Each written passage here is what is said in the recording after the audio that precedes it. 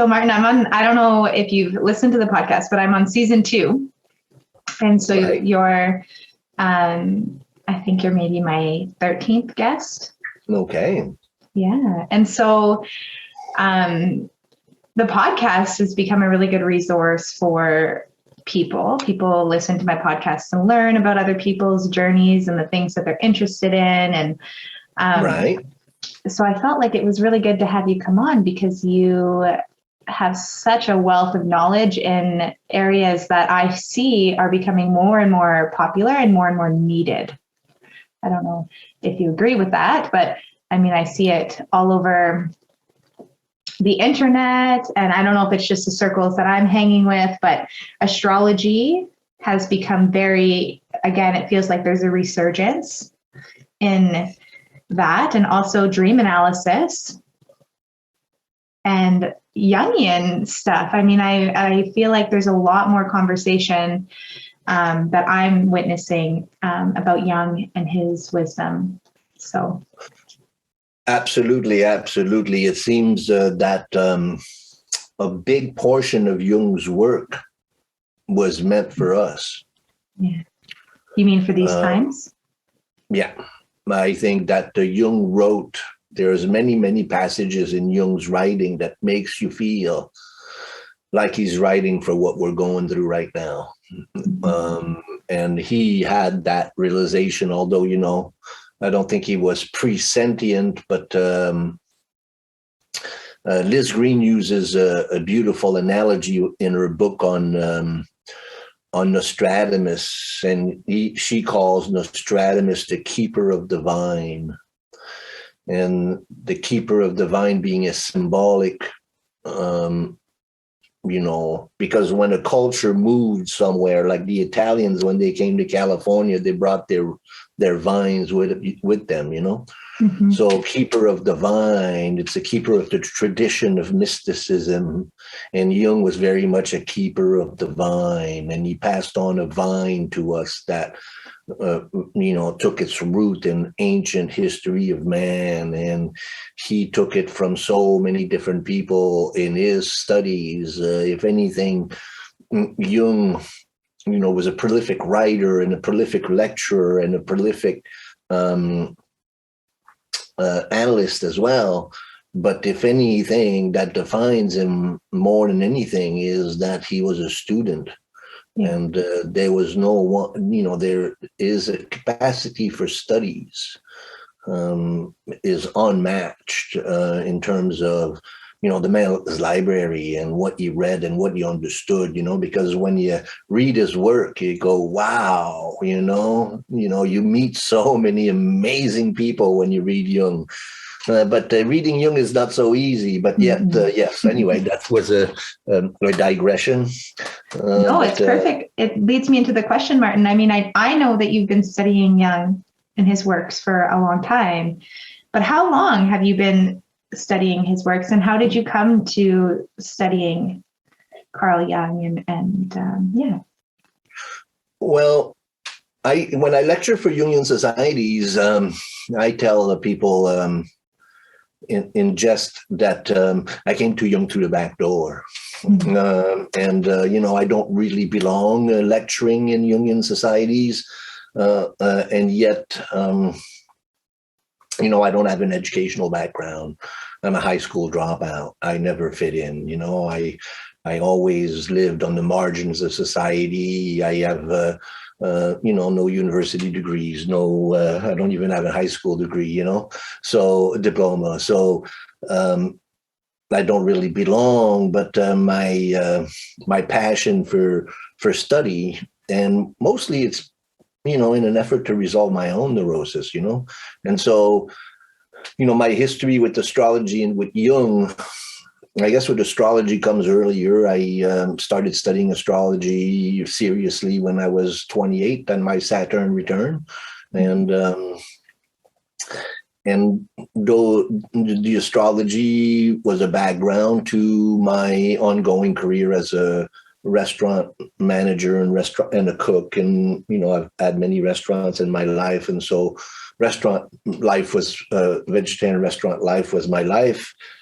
then astrology was aside. But then when my last business went bankrupt, then it became really clear that I had to be an astrologer. And so coming to my Chiron return when I turned 50, I finally made a commitment to being an astrologer.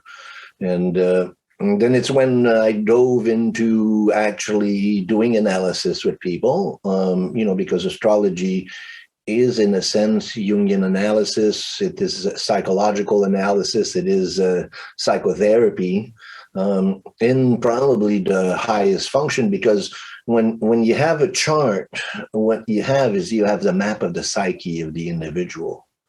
So, in the analytical process, when you're working with an individual, you will go through the process of analysis, and you will find out many things over the course of a long analysis, and you'll get to know your client.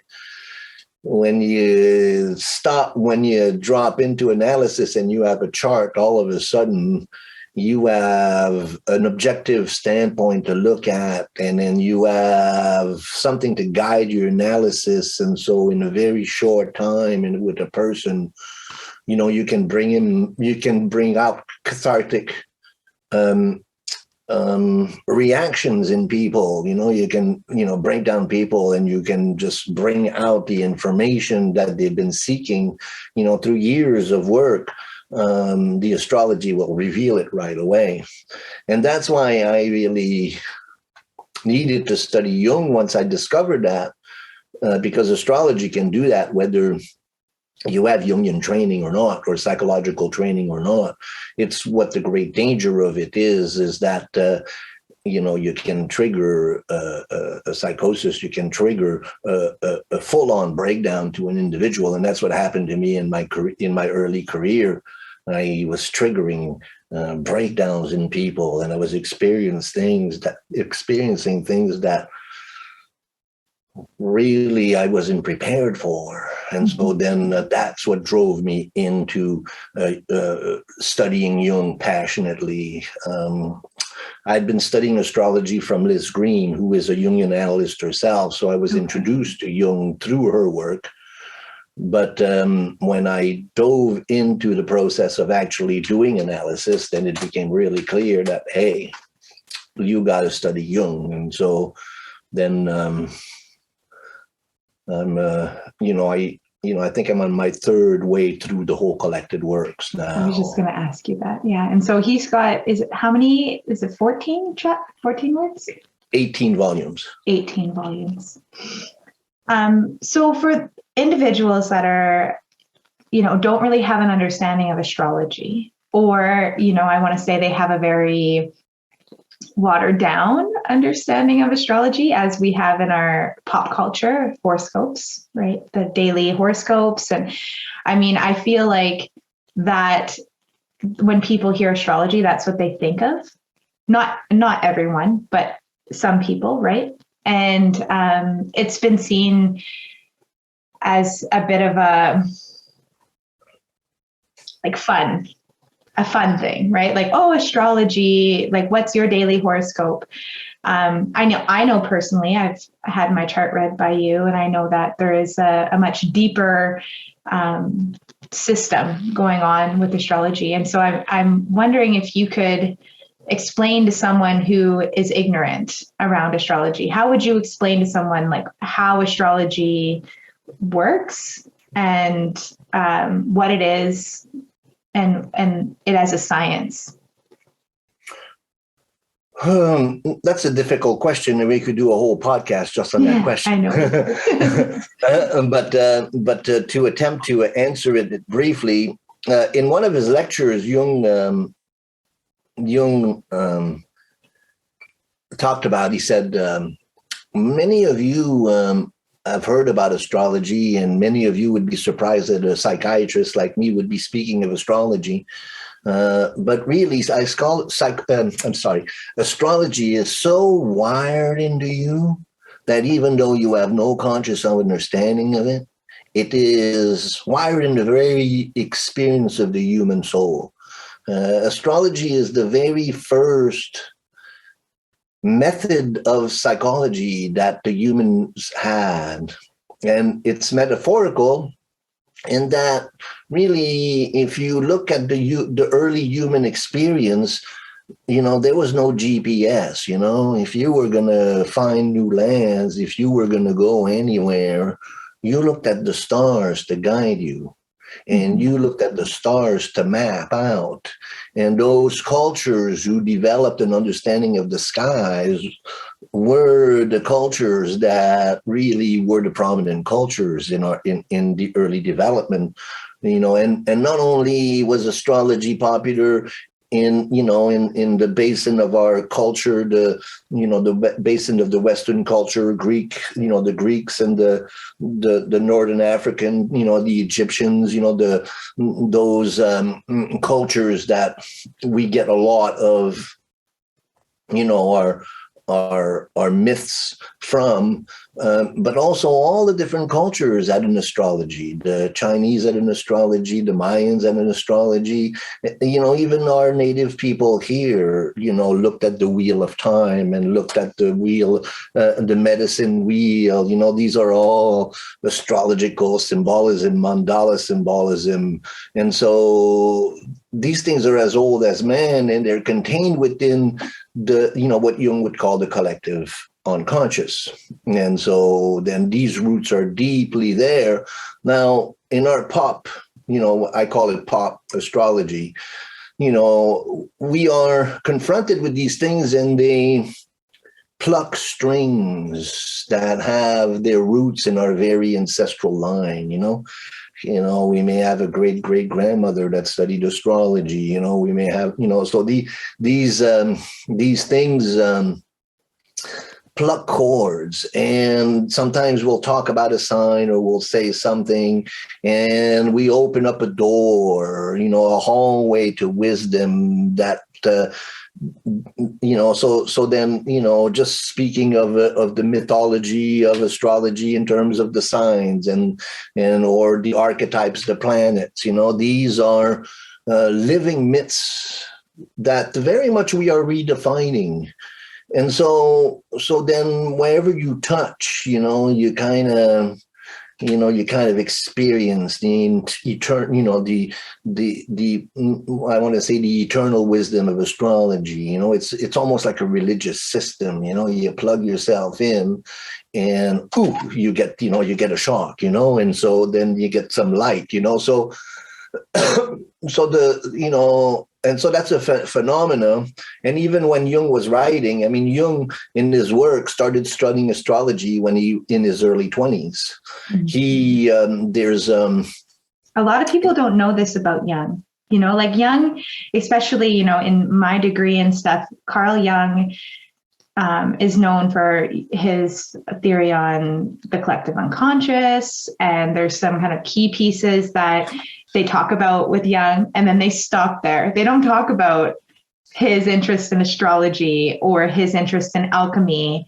And I found that fascinating, because anytime in any psychology course or even in my counseling degree, we talk about Jung to a place. And we don't talk about the mystic parts of Jung and the stuff that he was doing that are considered fringe, especially in the psychiatric and psychotherapy world. Well, Jung is a very complex individual, and his contributions have affected us in such profound ways, and yet he's a man that is so misunderstood in terms of that's why one of the main goals of my work when I work with someone is to, especially with healers like yourself, is to take up the endeavor of reading Jung directly. Mm-hmm. And although it requires a certain moral and intellectual courage. Yes. And persistence, right? Because it's intensive. It's not an easy read. It's like sometimes when I read Jung, I'm reading the same sentence 4 times because I'm like, I got to really let this sink in, because some of the stuff is very profound. Well, that's one of the things that I'm realizing. What my mission is to try to articulate these things. And so I just did on my YouTube channel. So a little commercial. I did a 10 video series, non-video series on the Undiscovered Self, which is one of Jung's main late essays. It's one of the last essays that he wrote, and he wrote it on the collective psychosis of what he had just lived through to World War II, and also what he was living through in terms of the Iron Curtain and the tensions of the late 50s and early 60s. And that material is so applicable to today. And so then we read Jung's text, and then I do a little commentary, paragraph by paragraph, to try to help people dissect what, because Jung's way of speaking, you can take one sentence and you can make a dissertation out of just one sentence in his work. This is an intellectual. This is a man with such capacity to language. He knew many, many different languages, and you're working through his work, and it's on a subject matter, and then he goes into digressions, and all of a sudden opens a door, and then 4 pages later he says, "Oh well, I should get back to my point," and then in those 4 pages you're just like, wow, it's gold. So yes, it is difficult to read Jung, and it requires what I say, intellectual and moral courage. You got to be willing to read something and say, well, I didn't understand anything you just said. Okay, let me try again. And then you really have to. It's almost like you're dissecting an ancient text, Yeah. But in terms of Jung and astrology, there's a beautiful little book that Liz Greene did recently. It's called Jung Studies in Astrology. And it's a very, very academic text. Liz Greene now is working in a university in England. And her work has become really, really incredible. It comes in a 2-volume set that you can order both of them. And one of them is the astrological world of the Liber Novus, which is the red book. And then the other one is the Jung's study in astrology. And that's, he'll give you, it's a short book.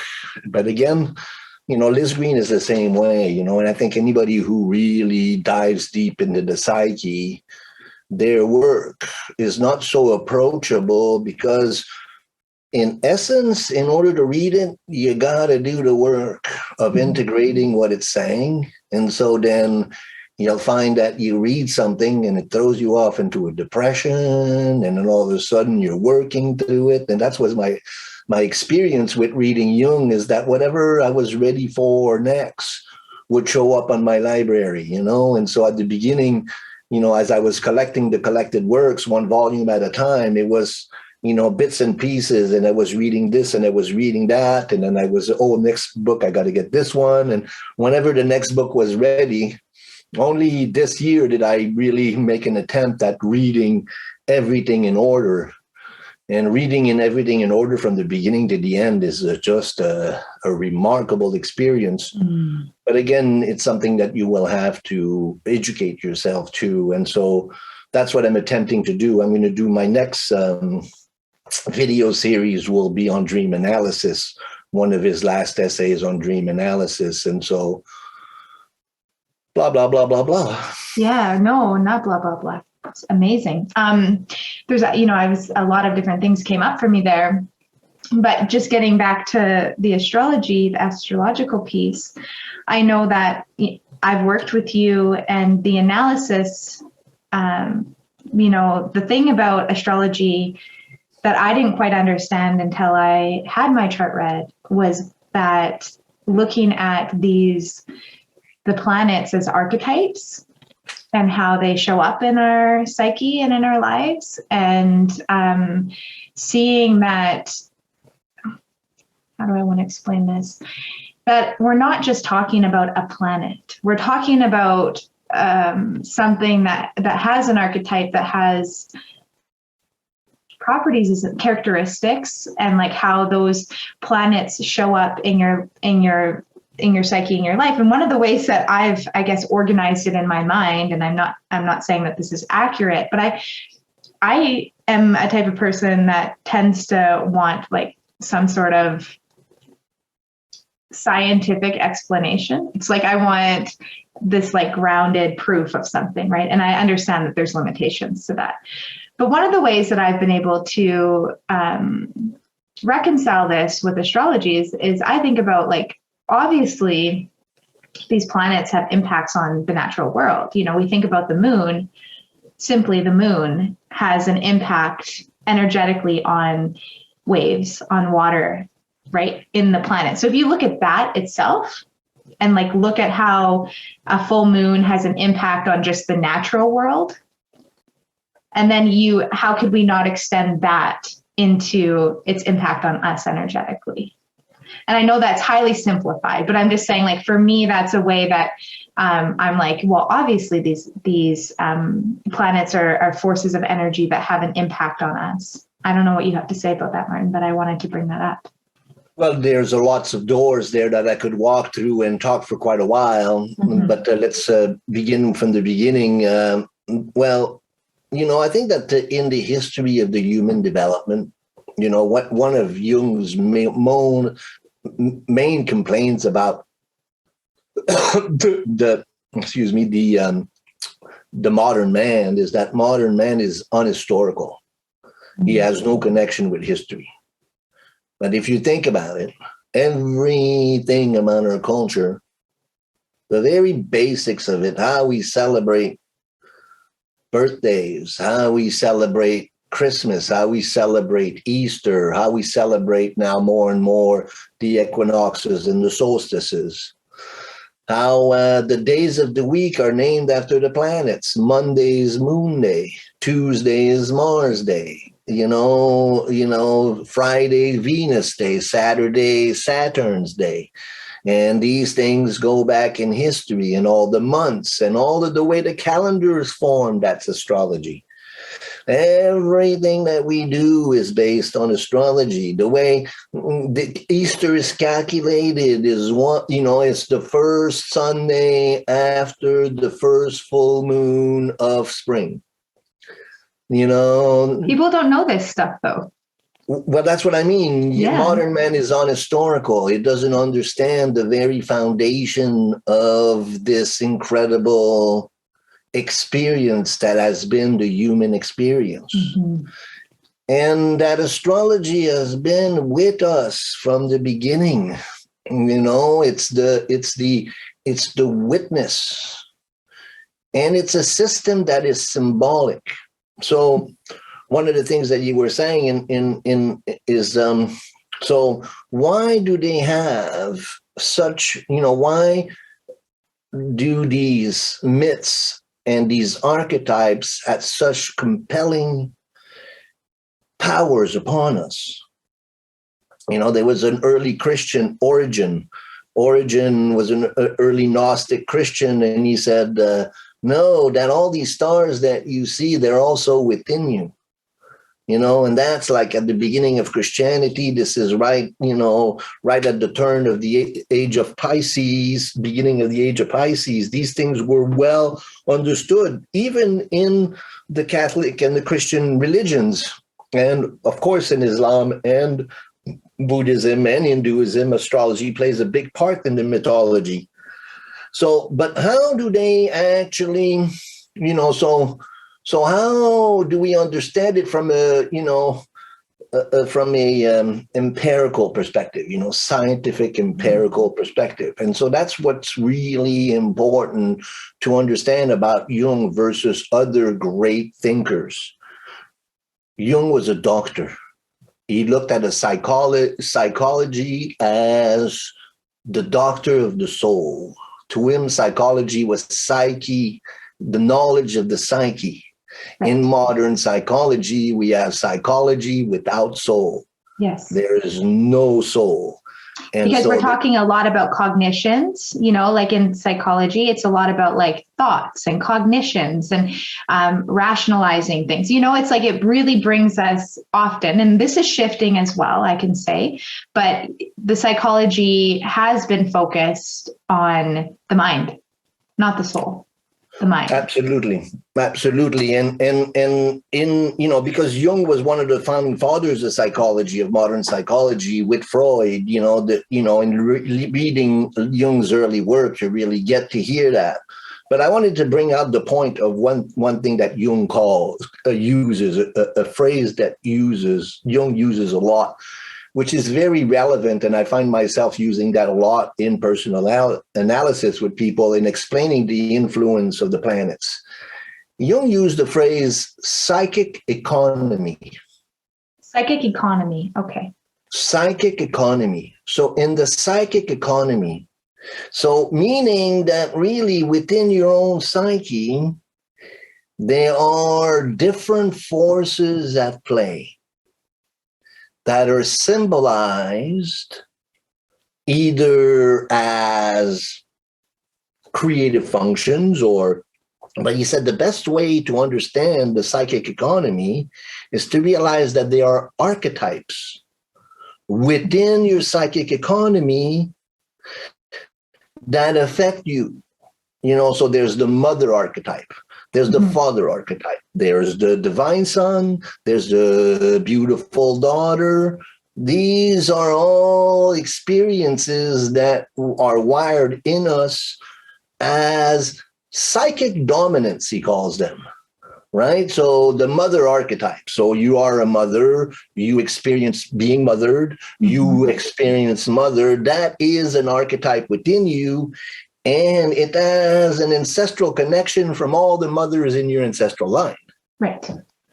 And that's defined by the moon. Right. Right. So then here you are, when you're reading a chart, the mothering archetype is in this particular sign. It's doing this. It's engaging with that. So all of a sudden, we get the makeup of the psychic economy of the individual. How do you relate with the mother archetype? Then there's other archetypes that are well known, the trickster archetype. A lot of people identify with the trickster. They identify with all the versions of the trickster. Well, that trickster has been well defined in astrology for thousands of years, and we call him Mercury. And, but you can call him Coyote, you can call him whatever you want. The trickster archetype is real. And he is part of your psychic economy, meaning that, economy means, well, the trickster archetype is quite weak in your chart, or it's very strong in you. It's really constellated. Oh, the mother archetype in your psychic economy is deficient and wounded, while as the father archetype. So now here we have a tool that gives us a makeup of the psychic personality. And that's why Jung was fascinated. And if you study Jung's evolution of his work and the role that astrology made to his work, Jung, we have a psychological system that's been with us, since the 1940s called the Briggs and Myers test. Well, the Briggs and Myers test is based on the 4 functions of Jungian psychology. And those 4 functions are a direct mirroring of the 4 elements in astrology. Right, because there's introvert, extrovert. No, the introvert and the extrovert, but there's the intuitive, intuition. There's perceiving, judging. Well, intuition, and then we have a feeling, then we have sensation, and we have rationalism or thinking. Right. Those 4 functions are the 4 elements in astrology. Thinking is the air element. Feeling is the water element. Intuition is the fire element. And sensation is the earth element. So, and he acknowledges when he writes his thesis, one of the early volumes in the collected work is the 4 functions, of which that work forms the foundation of the Briggs and Myers test. That's a 500-page brick where he really looks into, sometimes names don't come right away. William James, early psychologist. Okay, so then Jung goes into James, and he goes into Splitter and different early psychologists, and he looks at this problem of types. And then further on, he acknowledges that this is not new. These people talked about it, but also you have it in astrology already. Right. And so, and then this whole thing about, the introvert and the extrovert, also, Jungian contributions, but, how does that form? The whole system of astrology is almost like a mirror of Jungian psychology in a sense, and it's developed together. So what people don't know is that Jung did charts for his complicated case. So much so that astrology was such a part of him that, back then you didn't have computers. You needed to make the calculations. Jung's first reading that he was done on himself was by a disciple of Freud who did Jung's chart. But as Jung was calculating these horoscopes, it was painstaking. So he taught his daughter how to do the charts for him. Marianne Jung, later, after fulfilling her family duties, also became an astrologer. There's some lectures in the 70s where Jung's daughter lectures on astrology and Jung's chart, and Liz Greene really talks about that. But so then that's how intimate astrology was. And yet, you read all the many biographies of Jung. Some biographers will talk about astrology and some biographers won't. Mm-hmm. And so Jung was such a complex individual that he could keep the mystical side of his studies completely unknown to everybody, while he, played the role of psychiatrist and so, but then if you study him more and more, you start realizing how really we are capable now of understanding Jung better than the people of his own generation. Yeah, I was just going to say that. It's almost like he knew that the times weren't quite ready for what he was doing, within culture. And I think that people are becoming more open. I hope they are to that. And I want to share too. When I was a child, I was really interested in astrology. I was 14 and I remember buying a book, Astrology for Dummies, those yellow and black books. And I think it was 14. And I started moving, because it was supposed to teach me how to make charts. And I got overwhelmed. So I let it go. And I never really touched it again. Right. And I met you in a workshop that I did with you. And I want to tell the story because I think it's important because it kind of locates our relationship as well. It was in Kamloops and you were doing a workshop and you were talking about the astrological times that we were in. And I believe this would have been like 2012, maybe 2013. It's a long time ago. And I remember you talking about a time of great chaos that was coming and change, right? But challenge, deep challenge. And I was still quite critically minded, to be honest. I was like, I'm going to go to this workshop. There was a part of me that took me there. And then there was this other part of me that was like, is this stuff even real? But this is where I've danced for a long time, to be honest. And I went to the workshop, I met you and I listened and it hit me. And I was there and I heard what you said and I packed it away. And then when things started getting really crazy, the last 3 years in our society, you came to mind. And I remember the workshop and I remember thinking, holy shit, that workshop, that analysis of our astrological times, it's true. This is where we are. And I remembered the things that we talked about. And then I was like, I'm going to work with Martin. And I booked my first chart reading with you. And that's how I've become reconnected with astrology. And, that chart reading that we did together was very instrumental in, my path now. But one of the things that you had said earlier that I want to circle back to is this, sometimes our astrology charts or this work can trigger stuff, right? And so one of the things I say often to people I work with, and I hold this to be true, is that we arrive at these things at the right time, and so I trust that I came to this work now because I needed to. And I don't know that I would have, if I would have come to it earlier, if I would have taken it as seriously, or if it would have been as impactful. But that this isn't just pop culture stuff, right? Like as you move into this astrology work, it's deep, and it hits you in places, like you said, plucking strings that it's hard to explain. It's an embodied experience, and I can't really explain it from a place of my mind. But what I know is that it's moving, and it's moving in a way that is beyond mind. Like the changes that have happened for me in understanding my astrology, my astrological chart, and the archetypes that show up in my life. It's changed me. It just has changed me and my perspective about myself, and things that I wouldn't have brought up in, say, therapy, that I maybe wouldn't have been able to name, or I wouldn't have been aware of, were brought up in my chart. And I know that they're real or they're true because when they're said, there's a reaction, an internal reaction, an emotional reaction that I can't make up, right? That's the scientific evidence that we need, when you're touched, and I remember you at that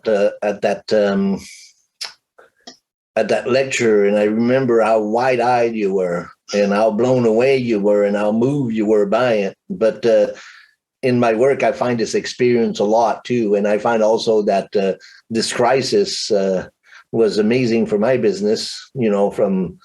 If you look at it from a business point of view, I never look at it from a business point of view. I look at myself as a keeper of the gate. The astrologer is the keeper of the gate. And what gate is that? Well, I keep the gate to hell. I allow people to go into hell and sort things out, and to take all the shit there and to make compost and grow a beautiful garden in their hearts. And so in that sense, we,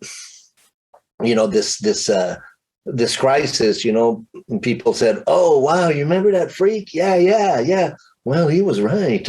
Well, I better go and get a reading from him." So right after the crisis happened, I had the biggest summer, the biggest, from March to September, October, I think I did almost 300 charts, which is, usually I do about 200 charts in a year. And so here I was doing 300 charts in 6 months. And I was like, whoa, in terms of energetic realizations. And so, yeah, that was a major part of me. But to get back to what you were addressing to, and I think that you had set this as an intention in our meeting, is to talk about the concept of the unconscious, and more specifically, the concept of the collective unconscious. Yes, please. So we live in the cult of the cult of consciousness. Cognitive psychology. It's what we're conscious of. Mm-hmm. And Jung studies and Freud studies were into what they called the unconscious. The unconscious is everything that we are not conscious of. And that world is just as real as our rational thinking, but we are so one-sided in our civilization that we only empower, since what we call the Enlightenment, the industry, which led to the Industrial Revolution and the Scientific Revolution, and then the Technological Revolution, and all of these things that we've been going through in the last 200 years. this is a very short time in the history of the human mind, and we tend to think that that's where the most intelligent people are, but really there's a lot of treasures in antiquity and in other times that have affected it a lot. But in this, so Jung calls it the cult of consciousness. We think that there's nothing beyond consciousness, and that prove it, this thing, well, you're saying this, prove it, well, and we prove it. And that's why The Undiscovered Self is such a great essay, because he kind of destroys all of that in a very beautiful way. But so what is this unconscious, and how is it empirical?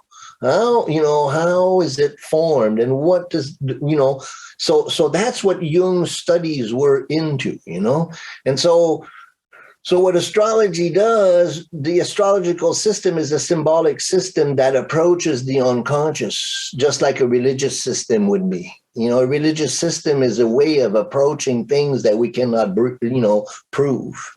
Right. We have an anthropomorphic kind of way of dealing with, what we call God, and we have human projections. But when it comes down to it, Jung says, there's no way we can prove anything of that. So that's why I don't talk about it. Mm-hmm.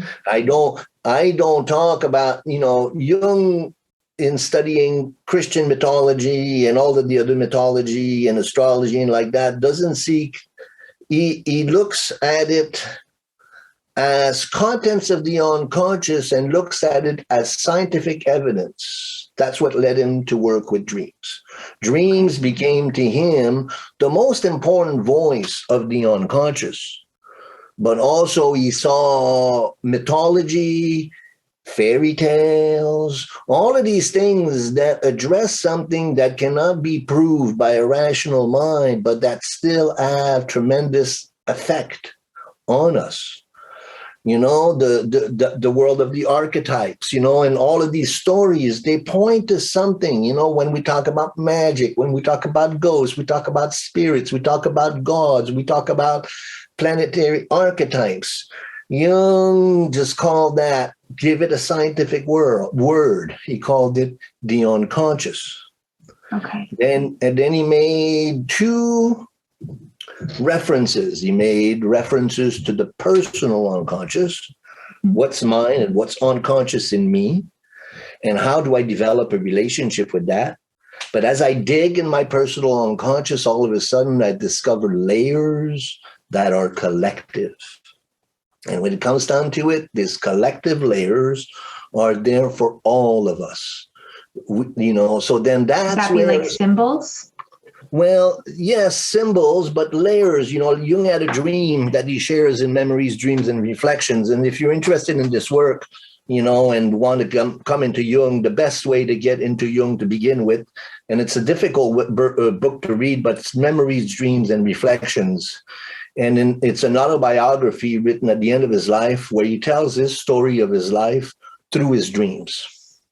So it's a beautiful way to begin your own understanding of dreams, because he talks about his evolution as a psychiatrist and as a man through the main dreams that came to him. And so when he was on the boat with Freud to go to America for the first time in 1910, 1912, he had a dream. He was in his house, and he was in the in the main floor of his house, and it had a very 16th, 17th century feel to it. And he was really amazed, and he saw the door to the basement, and he went to the basement, and in the basement he saw an even earlier kind of setting, kind of a Roman kind of brick kind of structure. And then he saw a little trap door, and he went into it, and then there was bones and skulls, And so that dream led to this definition. He shared that dream with Freud, and Freud had nothing to do with it, but he said that's when the concepts of the personal unconscious, my immediate ancestry, my connection, my grandfather, so this connection to the 15th century, and then to the Roman times, and then to prehistory and bones, and how the layers of the unconscious are like that. And the more you go into the history, the more we share all that same history. Mm-hmm. And so, yes, though that is populated by archetypes, but it forms, and what I'm getting at is that's where astrology can become so good at predicting, because the makeup of the charts address layers of the unconscious where you become aware of movements in the unconscious that are cyclical, but that they're long ranging. So what we saw, when 2008 came in, Pluto came into Capricorn. 2008 was a big time. That's when, and it's interesting how we went, 2010, 2011, 2012, we were wearing masks then, but we were wearing anonymous masks, and what do you mean by that? You remember the anonymous masks? Like the people that were wearing the... Yes. No, I don't remember. Yes. So in 2011, 2012, the people that were, protesting the 1% and that were occupying Wall Street. Yes. They were wearing masks, those people, right? Right. Yes. They were wearing this anonymous mask. So it's interesting how we went from that mask to the mask that we're currently wearing. Mm-hmm. And there's a narrative there. So that if you pay attention to the movements of the unconscious, and that's what Jung talked about. Jung talked about what's going on right now in our collectives. At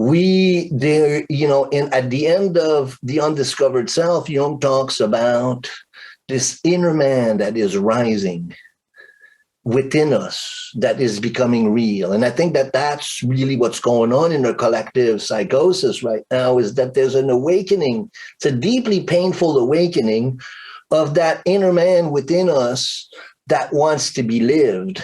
And he looked at the symbol of that inner man being Christ. But he looked at it in the mythical, in terms of what the Gnostic talked about in terms of the anthropos, or the perfect bisexual man. We see so much, going on right now about, the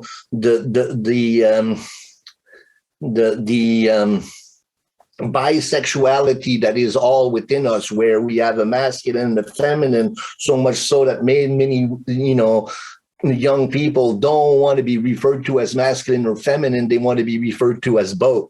Yeah. These are alchemical concepts that take their roots all the way into the history of man. Mm-hmm. Mercury was known as duplex because he was both masculine and feminine. These are, concepts of a... So, Martin, can I interrupt for a second? Sorry. So would this be considered like a collective unconscious? Like these concepts are within our collective unconscious? There is what's emerging from the collective unconscious into consciousness. Mm-hmm. So Jung talks about what happens at the change of an age. Jung was the first one to talk about the age of Aquarius. And in here, Liz Greene proves that. That Jung was the very first one to talk about the age of Aquarius, and he talked about what happens at a change of an age. He says that there's a shift in archetypal dominance. So these archetypes are shifting. We're developing new relationships with them. Okay. And so then when you have the astrological perspective, then it maps out. You have the square of Uranus and Pluto that we've been living through from 2008 to 2020. Now we have the Saturn Uranus. And then in 2020 and 2021, we had every single planet's conjuncting Pluto except Uranus, Chiron, and Neptune. Every other planet made a conjunction with Pluto. And then we had the Jupiter-Saturn conjunction in conjunction with Pluto. So all of a sudden, there's an archetypal unconscious narrative that's revealed. Is Pluto the one? Sorry, did you say Pluto was duplex? No, Mercury's duplex. Mercury's duplex. Sorry, keep going. Yeah. Okay. Pluto is a much further archetype, and again, we could have so many different ones. But there's a point that I'm trying to get to is that astrology has two functions. It can be a tool for you to understand your own psychic economy and to connect with the healing that is necessary for you to become fully who you are, and it provides a map for that. And then there is the other function of astrology, was to give us a perspective of what, WTF is going on, It tells us, it gives us a story, a narrative that is objective about cyclical patterns. If somebody's interested in this, there's an incredible, the most important astrology book of our generation is Richard Tarnas' his book Cosmos and Psyche. In Cosmos and Psyche, Richard Tarnas maps out the collective history of the last 3,000 years from the perspective of astrological transits. So that it's a book that took him 30 years to write. And again, it's not a book that you will get through really easily, but you will see these planetary alignments in history and the movements and the evolution of the human experience through that, and will bring you to these times that we're going through. And like you were commenting earlier, at no point in history has astrology been more popular. Although it's so rooted in us because of the technological advance and because of, the Google and the Wikipedias and all of this information, one can learn the deepest aspects of astrology just by, doing, weekend researches, And so it's the great danger of it is that those tools, if not really deeply integrated and seen in the whole body, can, and that's what's the problem with being an astrologer is that, you got somebody comes to 2 or 3 of your workshops and next week they're advertising themselves as an astrologer. It's not, yes, there's a temptation to be there, but really, I think that it would be very, very wise if most young people would realize that this is an ancient art and it takes 20, 30 years to really get it together, before you can, and because also there's a great danger of psychic identification with the archetypes. And so we've talked about this a lot, sublimation and possession and inflation, which are results of connecting with the unconscious without having a really strong ego. So then again, we're deeping, now we're really in the depth of Jung's work, right. And tremendously valuable material, but not material that you can penetrate so easily. It's every time we talk, Martin, I get this feeling of like more and more, it's like, I just feel like I have so many questions that I often think about you as a great conduit of, maybe conduit's not the right word, or translator, or conduit of Jung, right? Like, it's like you carry and hold this body of knowledge, and it needs to be shared. And I value that so much in the time and effort that you've put into your studies, and how you can support other people. And you're right, this work is sacred, is one word for it.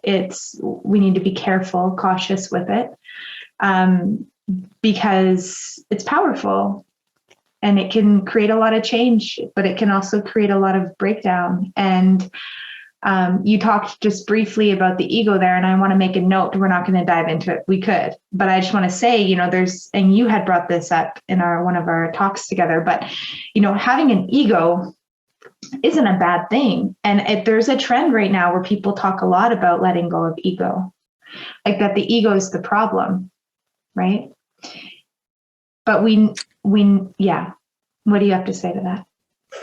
Well, that's the thing is, these, all of these things that you bring up, they're doorways, and then the door, you open it, and all of a sudden you got a long hallway, and then, by the time you get down that long hallway, you forgot about all the other doors that you knocked on.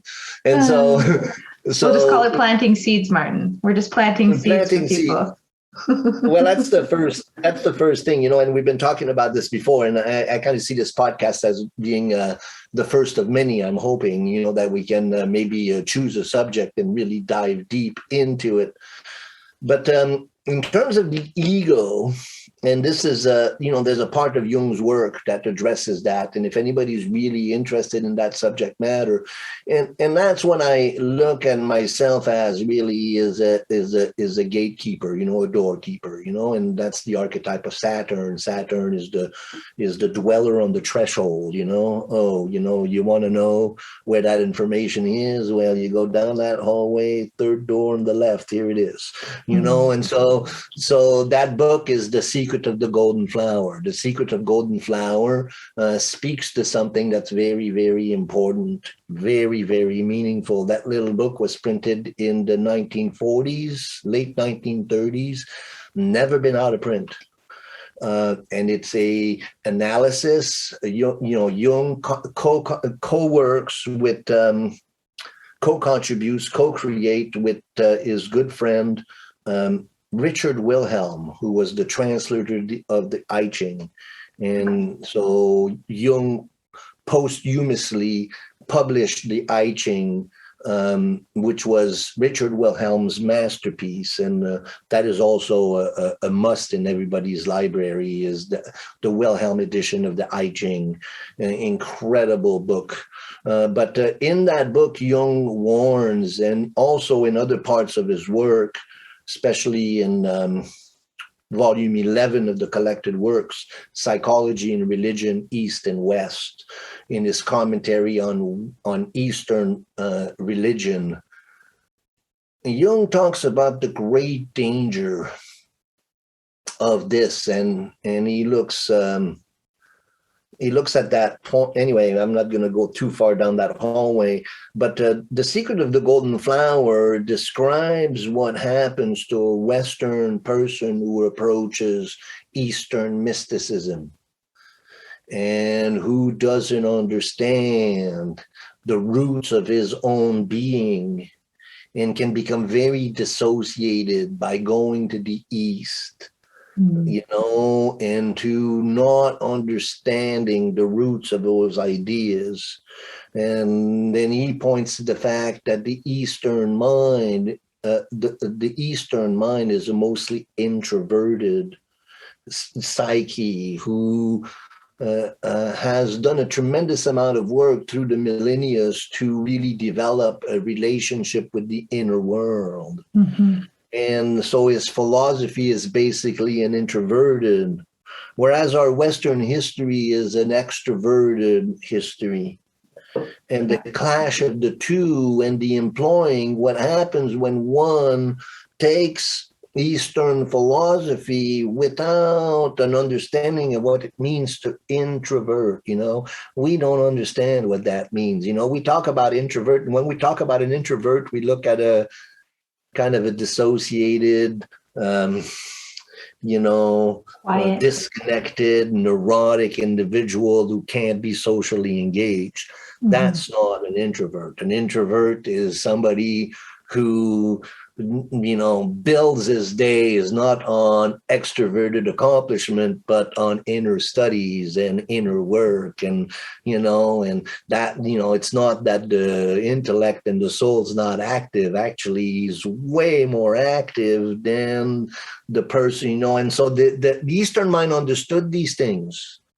And so then what we do is we extrovert an introverted practice, and that causes first an inflation, then a sublimation. And so Jung talks about that in volume 16 in a fabulous essay that I would really love to do with somebody in this kind of format is the philosophical rose, the Rosarium Philosophorum, and what happens in the transference. But just to finish the point there and to wrap this up, this dissolving of the ego and the strong sense of an ego, or a strong sense of self. The Eastern mind doesn't lose himself in introversion. When he talks about getting rid of the ego, he talks about getting rid of the false ego. Right. And he looks at the Atma as the real self. So then the shift of personality goes from the center of the ego to the Atma. And Jung talks about the same thing. He talks about shifting from the ego to the self. Right. Right. So, but we identify the ego and we think that the ego has become the self. Mm-hmm. And then we use these practices and then we become inflated by that. And it's akin to possession. Right. And then it leads to sublimation, which is also really useful. But then if we only stay there, then we're actually in a sublime state of dissociation. And sublimation is when you engage in practices, or can you explain it again? Well, you sublimate everything. You want to be in heaven. I see. Thank you. Without going down to hell. So it's like you want to rise up without doing the work. And exactly. And that would be, and I know I said this in our talk, but you said no, but it's kind of like spiritual bypassing in a way, isn't it? Using spiritual practices to bypass the pain, or to bypass the work, and to bypass really looking. And I see that a lot, even I know you know this, but I take a lens of working with people from healing trauma. So looking at the things that we see as traumatic, or experiences that have been traumatic, and these things that have been planted within our unconscious is maybe how I would explain it. And, people will want to heal, say, their trauma or their core wounds, or whatever we want to call it, without going there, without going back to those places and seeing what was lost and what's been stuck there. It's like they want to meditate their way through, but it doesn't work. Even worse, the first thing that people come, in analysis, and they say, oh, no, I've done this already. Yeah. I've overcome this. I had a client the other day said, no, I've done this work already. And it's not that you can just say no to that stuff, to the shadow. That is the shadow, right? And so this is the thing that you talk about hell, but what you're talking about is going to the shadows, going to the parts of ourselves that are hard to see, the parts that are painful, the wounds, the behaviors, and the things that have come about from our woundedness.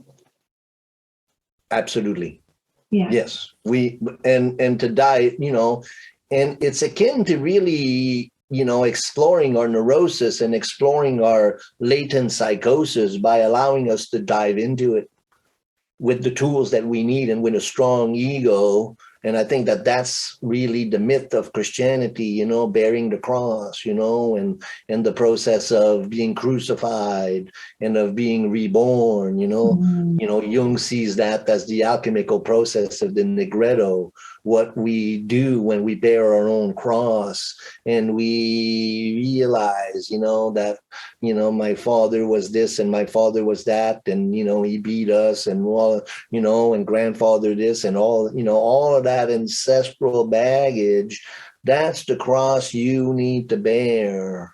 And you need to redeem the ancestral line through the work that you're doing, So to sublimate above that and to think that I've achieved self-realization and not do the ancestral work, that's the spiritual bypassing, Yes. That's the sublimation. And this is why it's so important. Sorry to interrupt, Martin, but when you go to say, bear that cross or go to the gates of hell, that's why you need the tools. And we talk about the ego, like having a strong ego, like having a strong sense of self before you go there. Right? Because that's where it can get really scary or mucky. And I often think about when I work with clients, we don't go to those places until somebody's resourced. That's what I say. I call it you're resourced, because it gets mucky. It gets mucky when you do the work.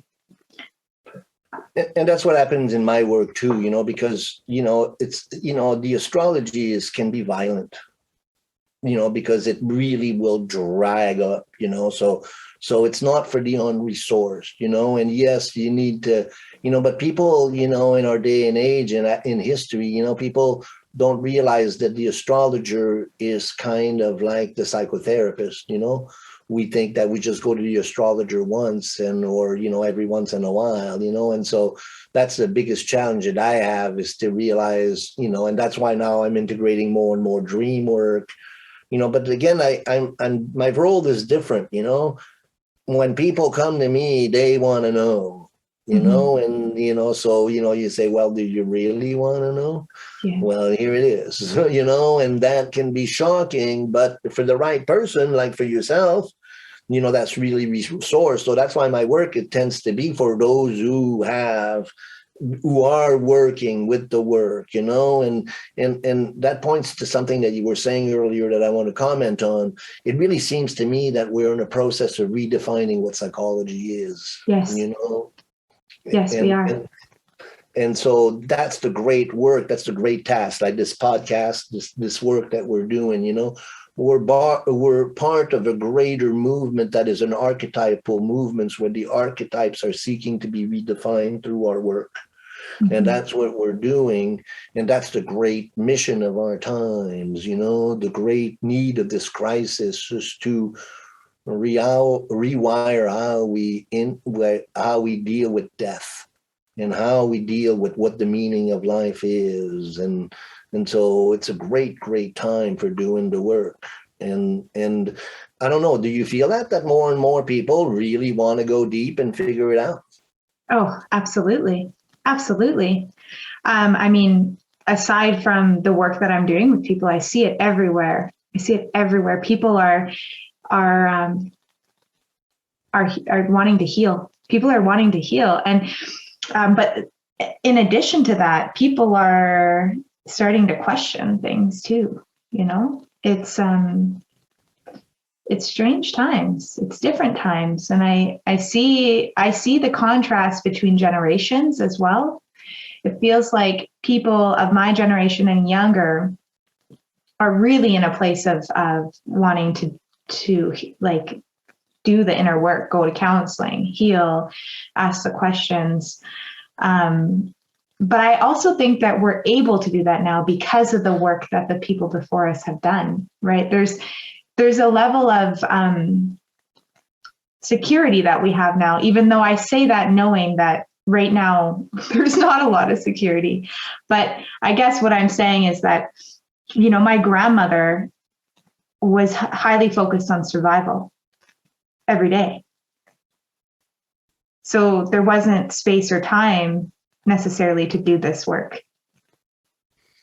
Right? And we're at a different place now. We have a little bit, maybe it's because of technology, maybe it's Maybe it's because of the planetary map that we're in, but it just feels like it's become a priority and it wasn't before.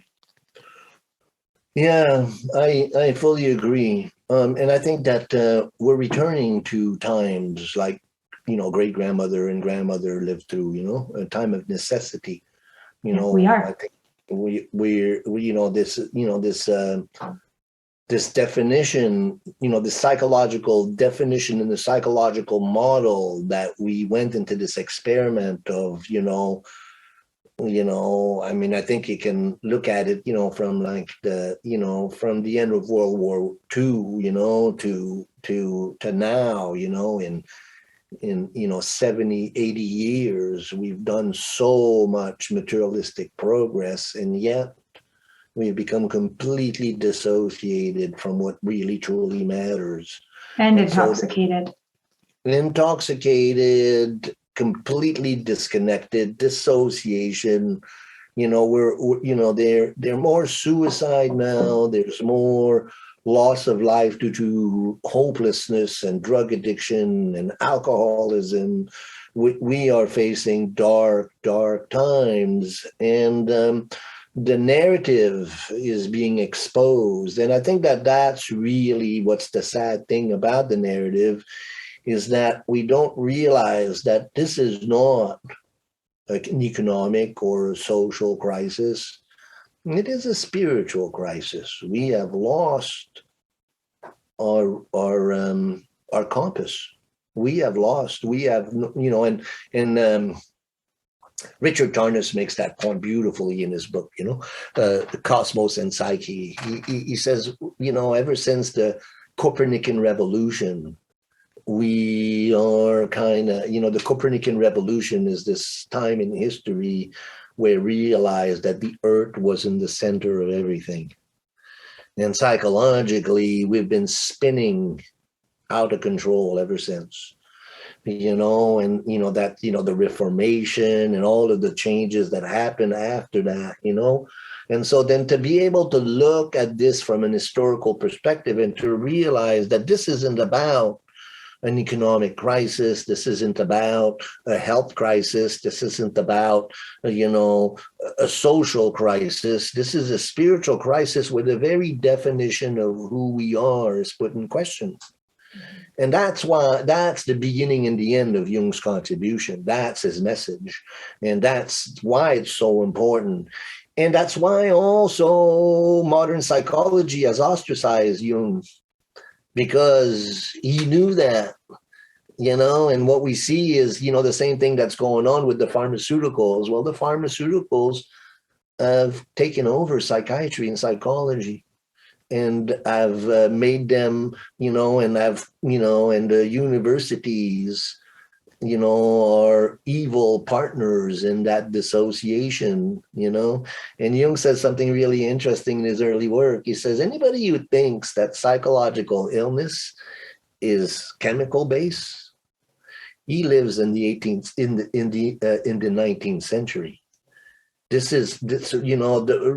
Freud and Jung began their work from that point to realize that psyche is real. That's what psychology was. Psychology was to understand that there's a psyche, and when the psyche is ill, the person is ill. Right. But then materialistic scientific, has completely, culture has completely dissociated itself from the origin of what psychology is. Mm-hmm. So that basically what we practice today is psychology without psyche. Right. But with, I do think too, that has been what's been happening, but things are changing. I think about now, I hear stories from people who have gone to their doctor and have said, I'm depressed. Can I get some medication? And the doctor says, you should try counseling first. And that's new. That's new. And, we've been told that if you're depressed, there's something wrong with the chemicals in your brain. You need medication. And I know for a fact that sometimes medication can stabilize so that people can do the work. And I just want to say that because it's true, but it's not the answer. It's not the only answer, and it's not the solution. It's a tool. We'll leave it at that. It's a tool. I love what Hoyt Taxton says about us. He says in his song, Sweet Misery, I think the song is, and he says, everybody wants a ride to heaven, but nobody wants to make the climb. Mm-hmm. And so, yes, these things, and even this movement of mushrooms as a psychotherapeutical tool, yes, it works, but there's a great, great danger there to further the dissociation. Mm-hmm. And I think that if one isn't aware of the great danger that these things have and don't emphasize, and that means we have to rewire psychiatry and psychology, we have to, and that's what the, Jung's movement has done. We call it the New Age movement, we call it alternative healing, we call it all these things, that they're not mainstream techniques, but they all come from a need to really give a voice to psyche, give a voice to spirit, redefine what is spirit in our times. Mm-hmm. And that's the age of that's the shift of the age between the Piscean age and the Aquarian age, And that's where we are, Martin, isn't that shift of the age? Yes. Yeah. Yes. So I'm being mindful of our time. Yes. I have to put the baby down for sleep. But okay. Well, I feel like today we have opened some doors, walked down hallways a few steps, turned around, come back, walk down another door. But what I'm hopeful for those listening is that, there's something, if you've enjoyed this talk, that we've sparked something in you for more study, for more research, if it feels right. And I can say that Martin has an awesome YouTube page, Healer Dreamer Astrology, right? That's correct. I'll put it in the show notes. And Martin does amazing analysis of the planetary map that we're in currently. Mm-hmm. I always enjoy those. They're usually between like 20 and 30 minutes. That's the MC Starman show.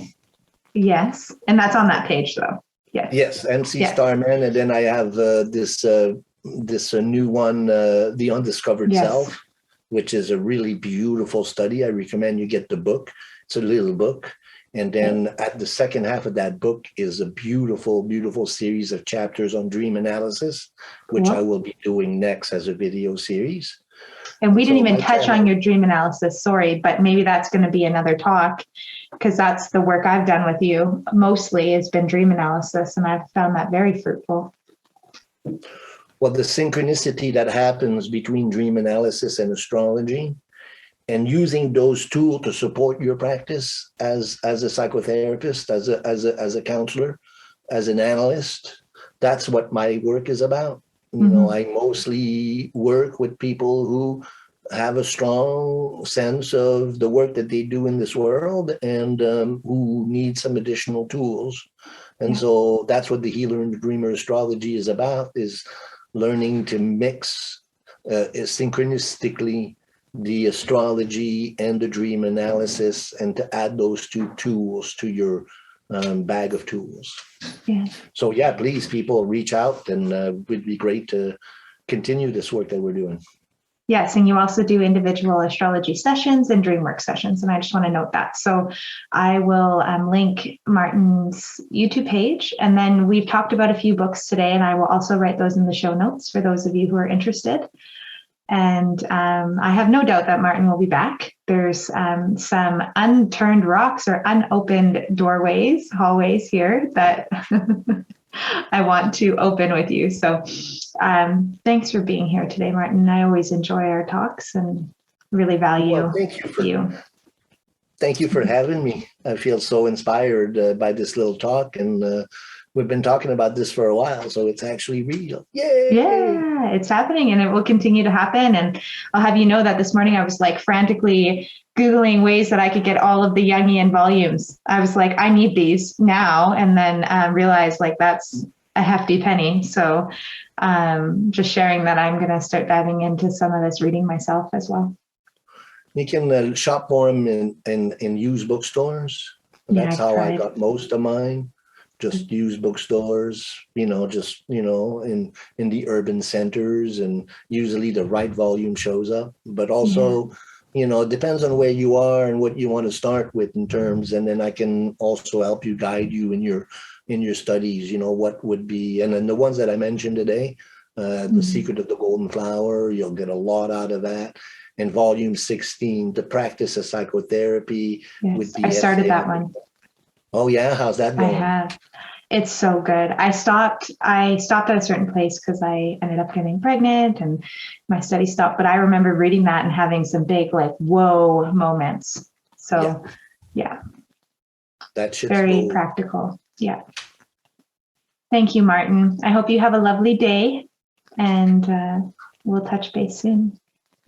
Say hi to the babies and to the man for me, and I will. over and out. Take care. Bye, Martin. Bye-bye.